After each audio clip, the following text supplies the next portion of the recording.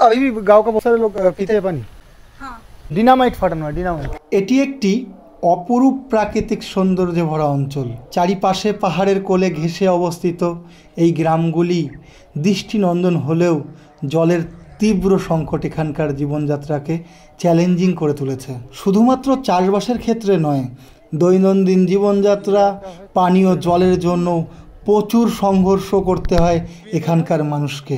পাথুরে ভূমির কারণে এখানে জলের উৎস তৈরি করা অত্যন্ত কঠিন।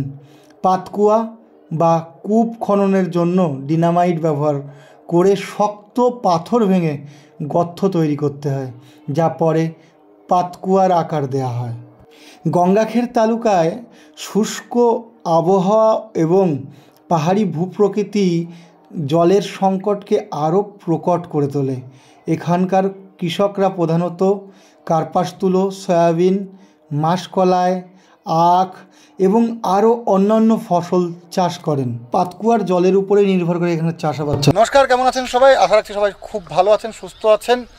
আমিও রয়েছি ভালো। আর এই মুহূর্তে আমি রয়েছি পরবনী জেলার একটা গ্রামের নাম হচ্ছে সুপ্পা। একটা সুন্দর জিনিস দেখাবো আপনাদের। আপনারা দেখেছেন আগেও, কিন্তু এর শেপটা আলাদা আর নামটাও আলাদা। চলুন দেখা যাক। এই যে দেখুন, এটা ন্যাচারালি একটা জলের পাতকুয়ো, কিন্তু এটা অন্য টাইপের। এটাকে হির বলা হয়, এটাকে পাতকুয়ো বলা হয় না। জলটা অসাধারণ পরিষ্কার, মানে একেবারে পুরো নিচে পর্যন্ত দেখা যাচ্ছে। আমি যদি উপরে রয়েছি, নিচে যাওয়ার কোনো লাইন নেই। ওই সাইডে এত জঙ্গল, যেতে গেলে সমস্যা হবে, তাই আর ওইভাবে যাইনি।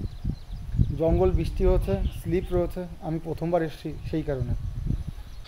এই হিরের জল দিয়েই এখানকার জমি চাষ করা হয়। এপাশে রয়েছে মাসকলাই, পুরো মাসকলাই ভরা রয়েছে। আর এই যে রয়েছে কার্পাস তুলোর গাছ, এখনও বড় হয়নি, তবে একটু একটু ফুলও দেখা গেল। আর সয়াবিন ওই পাশে চাষ করা হয়েছে, এ পাশেও রয়েছে সয়াবিন, ওই যে সামনে। তো এই যে হচ্ছে জলটা অতীব স্বচ্ছ। মাছ দেখাতে পারতাম, কিন্তু আমি যেতে পারছি না, জানি না এখান থেকে আসবে কি না। এটা তৈরি করার আগে কিন্তু ডিনামাইট ফাটানো হয়, ডিনামাইট ফাটিয়ে গর্ত করে তারপরে এই দেখেন পাশ দিয়ে ওই পাথর দিয়েই আবার সিমেন্ট বালি আর ওই পাথর দিয়েই এখানে গেঁথে দেওয়া রয়েছে ব্লক বানিয়ে। ওই যে দেখা যাচ্ছে কিনা জানি না, ওখানে একটা কাঁকড়া, মাছ দেখা যাচ্ছে অনেক। আর এটা ওই ডিনামাইট ফাটানোর পর এই জায়গাটা হয়নি, মানে এই জায়গাটা ভাঙেনি বলে ওইভাবেই রেখে দিয়েছে। এবছর বর্ষা না হওয়ার কারণে চাষির কপালে চিন্তার ভাঁজ। জল দেখছেন কত নিচে রয়েছে। যদি সঠিক পরিমাণে বর্ষা হতো তাহলে এই হির যেত ভরে। পাতকুয়োর জলের উপর নির্ভর করে এই চাষাবাদ চলে। আর জলের অভাবের কারণে কৃষকদের প্রায় সমস্যার সম্মুখীন হতে হয়। বর্ষাকালের শেষস্তি এবছরও মিলল না। বাকি সময়টা তো শুষ্কতা এখানকার জীবনযাত্রাকে আরও কঠিন করে তোলে। ডিনামাইট ফাটিয়ে এই যে হির তৈরির বিষয়টা আপনারা কি জানতেন? আমি কিন্তু জানতাম না। আর এখানে যেহেতু পাহাড়ি পাথুরে এরিয়া, সেই কারণেই ডিনামাইটটা ফাটানো হয়।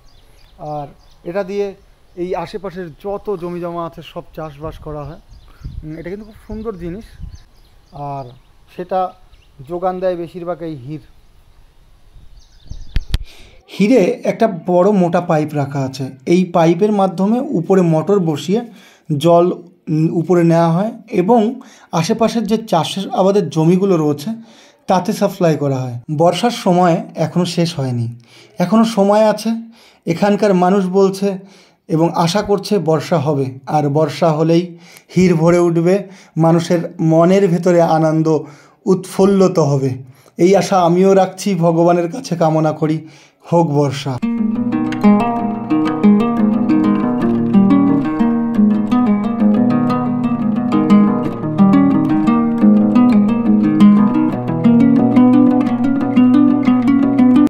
নিম গাছটি দেখছেন, তার নিচে দুটো সমাধিস্থল বানানো রয়েছে। এই অঞ্চলের সংস্কৃতি ও ঐতিহ্য অনন্য।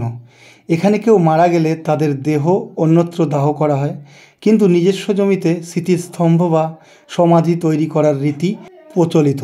এই সমাধিগুলি পরিবারের প্রতি শ্রদ্ধা ও ভালোবাসার প্রতীক হিসাবে বিবেচিত হয়।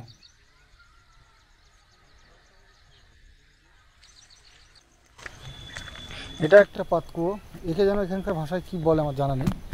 আমরা চলে এসেছি আর একটা পাতকুয়োর সামনে। এটা গ্রামের একেবারে পাশে।